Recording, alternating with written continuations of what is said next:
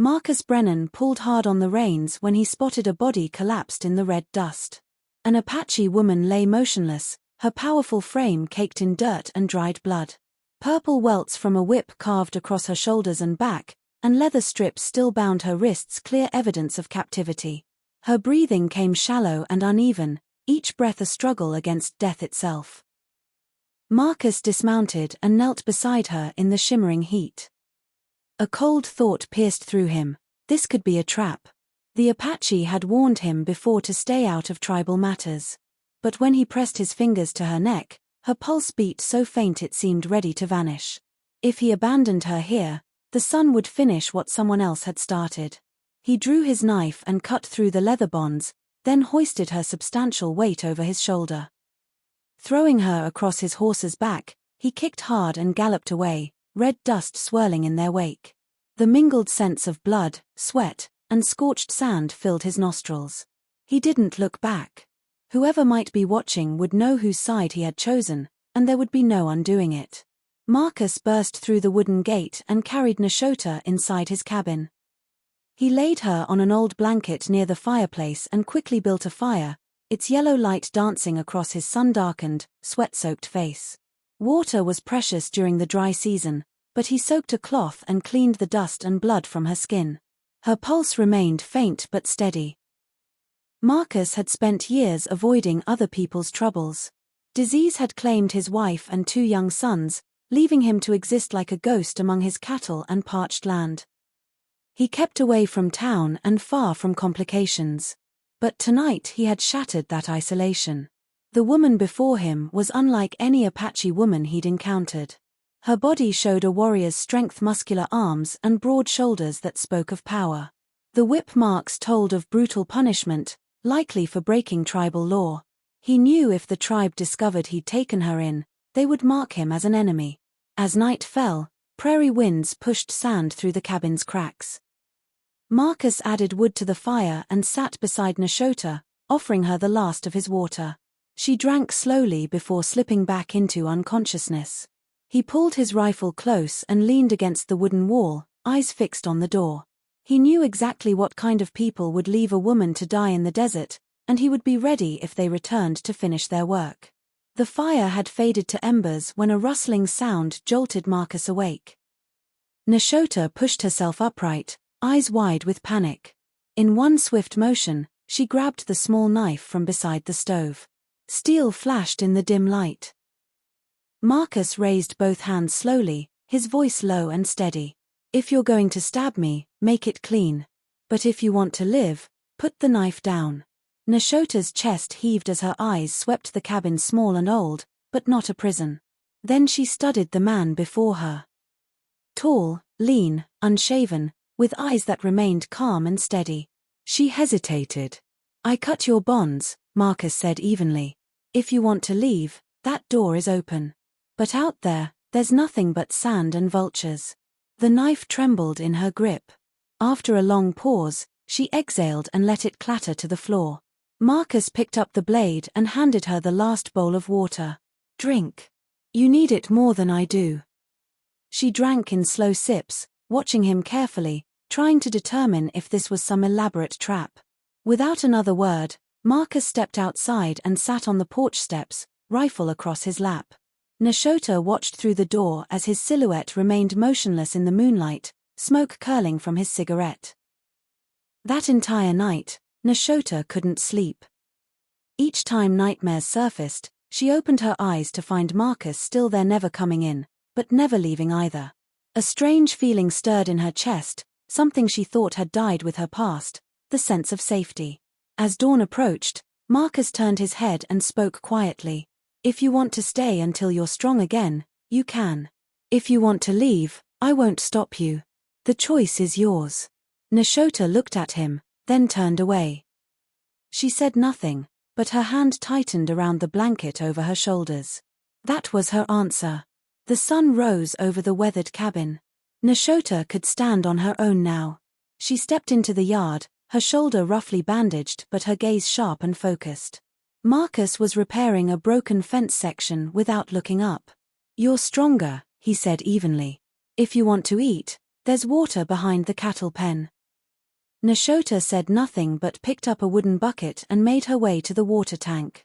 Her muscular arms flexed as she pulled up the bucket. Marcus glanced over. Someone who had nearly died the previous night was already strong enough to work. It surprised him. That day, Nashota worked in silence, watching how Marcus mended the fence and mixed mud to repair walls. When he paused to rest, she stepped forward, picked up the hammer, and finished driving in the last posts. Marcus gave a quiet nod and let her continue. That evening, for the first time, Nashota lit the kitchen fire without being asked. She cooked a simple rabbit stew and set it before Marcus without a word. He looked at the bowl, then at her, and nodded his thanks. In the days that followed, the cabin filled with the sounds of hammers, shovels, and wood striking together. Marcus dug a new water hole while Nashota hauled stones to block the wind. Her strength was remarkable. She rebuilt an entire fence section in a single afternoon. One evening as sunlight faded, they sat on the front porch. Marcus lit a cigarette while Nashota whittled a small piece of wood. For the first time, she spoke. "Why did you save me?" Marcus stared out at the cracked, dry fields. "Because I couldn't bear to see someone left out there. I've seen too much death." Nashota was silent for a moment, then nodded. A simple answer, but something inside her seemed to uncoil and loosen. That night, she no longer tossed and turned. For the first time in months, she slept deeply while Marcus's steady footsteps circled the homestead outside. That afternoon, the sky turned a harsh golden hue.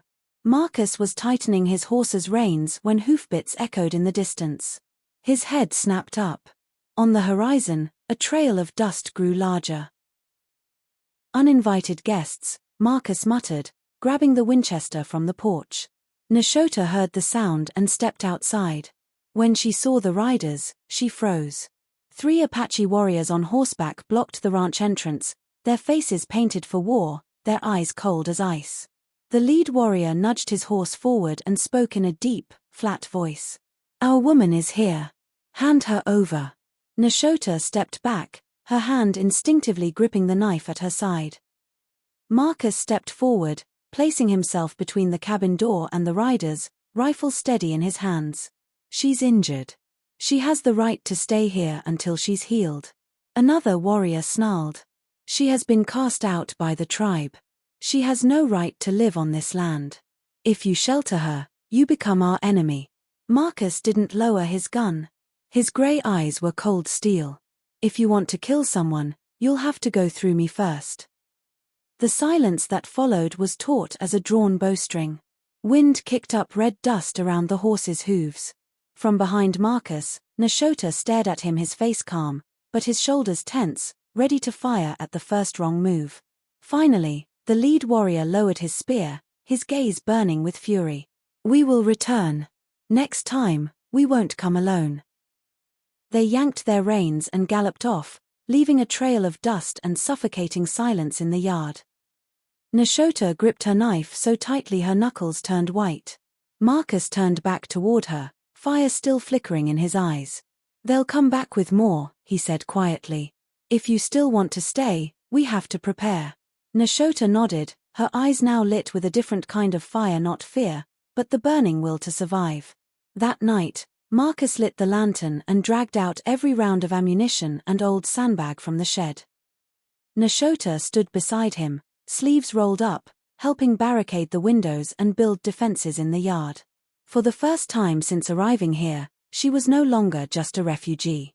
She had chosen to stand with him for the battle to come. 3 days later, before sunset, red dust began rising on the horizon. Marcus stood on the porch with his Winchester. Nashota had tied her hair back, gripping a spear and knife, her stance that of a warrior ready for battle. The sound of hooves grew louder until nearly 20 Apache riders swept in, surrounding the ranch in a tight circle. The air was thick with the smell of horse sweat and tanned leather. An elder stepped forward, old, with long silver hair and a deerskin cloak draped over his shoulders. His face was stern as stone. He looked at Marcus, then at Nashota standing tall behind him. "She was cast out.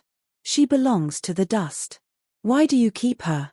Marcus didn't lower his rifle. Because she's still alive, and she has the right to choose. A murmur rippled through the circle. A young warrior shouted, "She dishonored the tribe. She cannot be allowed to live." Nashota stepped forward, her voice thunderous. "I dishonored no one. I was punished for not bearing children, but that is no crime." Silence spread like a wave. The warriors looked at one another, though fire still burned in their eyes. The elder turned his gaze to Nashota. "You choose to live here under the roof of a white man. That means you sever all ties to the tribe." Nashota gripped the shaft of her spear and nodded. "I choose life here." The elder was quiet for a long moment, then raised his hand. "We will leave tonight, but at dawn I will return with the Council of Elders. If you are still here by then, you will no longer be a daughter of the tribe." He turned to Marcus. "And you will bear the consequences." He turned his horse, and the entire war party followed, hooves thundering as red dust swirled over the fence line. Once they vanished from sight, Marcus lowered his rifle. Marcus looked at her, his voice low. "By morning, everything will change. Are you sure?" Nashota met his eyes, her gaze burning with fire. "I already died once out there. I won't die again." Marcus nodded, tightening his grip on the rifle. The night ahead would be long, and when the sun rose, this ranch might become a battlefield. At dawn the next morning, the sky turned a deep burnished bronze. Marcus had been awake long before the rooster crowed, standing on the porch with his rifle fully loaded. Inside, Nashota tightened the bandage on her shoulder, her eyes sharp and cold as steel. A horn sounded in the distance, low and thunderous like a storm. Then the riders appeared, not just a small group this time, but the full council of elders and their escort. At least 50 people surrounded the ranch in a solid circle. A path opened before the gate. The silver-haired elder rode forward, followed by 2 older women with dark hair streaked gray, members of the matriarchal council, those with the power to decide Nashota's fate. Nashota stepped out, standing tall. The morning light caught the scars on her sun-darkened skin, marks from whips that had not yet fully healed. She no longer stood behind Marcus. She stood beside him, shoulder to shoulder. One of the elder women spoke. "Nashota, daughter of the tribe, today we ask for the last time. Do you choose to return and face judgment, or do you choose the path of permanent exile?" Nashota took a deep breath. The early wind swept through, tossing her hair into a wild storm. "I will not return," she said clearly. "I choose life. Life on my own terms, not under an unjust sentence." Murmurs rippled through the circle. Some warriors gripped their spears tighter. Others bowed their heads as if silently accepting what they had heard. The other elder woman gave a slow nod. "From this day forward, your name is struck from the lineage. You are no longer a daughter of the tribe. You will not be buried in ancestral soil. But also from this day on, the tribe will no longer hunt you." The old chief turned his gaze to Marcus, his eyes sharp as blades. "You sheltered her. That means her fate is now bound to yours. If she sheds blood because of this choice, that blood is also on your hands." Marcus didn't look away. "I understand." A moment passed, one that felt as long as a lifetime. Then the elder raised his hand. One by one, the warriors turned their horses and withdrew from the circle. Only when the sound of hoofbeats had faded did Nashota finally exhale. Her broad shoulders trembled, but her eyes were lit with fire. Marcus looked at her for a long time, then gave a slow nod. "You just chose a new life." Nashota answered softly, her voice rough but proud. "No. I chose myself." That afternoon, the sky turned pitch black without warning. After weeks of drought, the first drops of rain fell on the dusty roof of the cabin. The scent of wet earth rose thick in the air, as if the whole prairie was letting out a long, weary sigh. Marcus stood on the porch, rain soaking through his shirt, watching the cracked field slowly soften under the falling water. Nashota stepped out behind him, her dark hair wild in the wind, rain glistening on her muscular arms. "The storm came fast," Marcus said, his voice rough. Nashota said nothing. She stepped down from the porch, tilting her face to the sky with eyes closed. Rain mixed with dust and dried blood on her skin, washing away everything that was left of her past.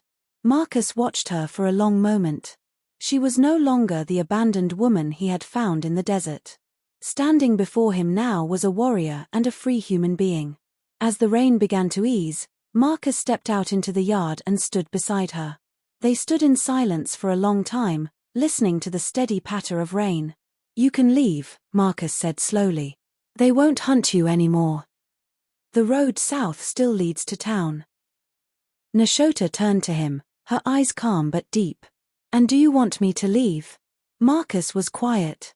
Rain rolled down his sun-darkened face. Finally, he shook his head. "No. I think this ranch is no longer big enough for just one person." A faint smile crossed Nashota's lips, the first true smile since the day he saved her. That whole afternoon, the two worked side by side, clearing the yard, turning over the soil, repairing the fence. Nashota carried the heaviest logs while Marcus drove the posts.